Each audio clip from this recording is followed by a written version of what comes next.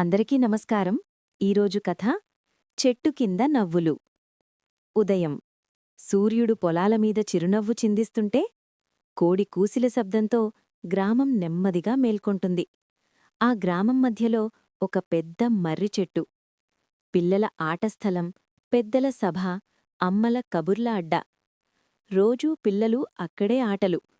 ఒకడంటాడు, నేనే సర్పంచ్. ఇంకొకడు, నేనే సీఎం.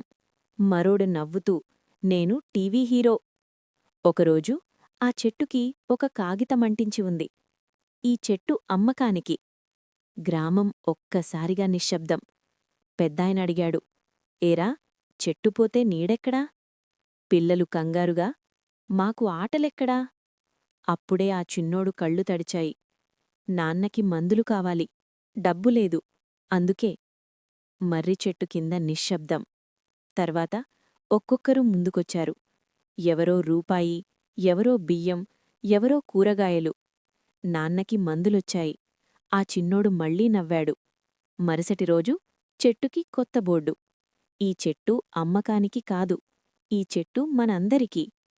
నీతి: గ్రామం అంటే ఇల్లు కాదు, మనుషులు కాదు, కలిసి ఉండే మనసులే గ్రామం.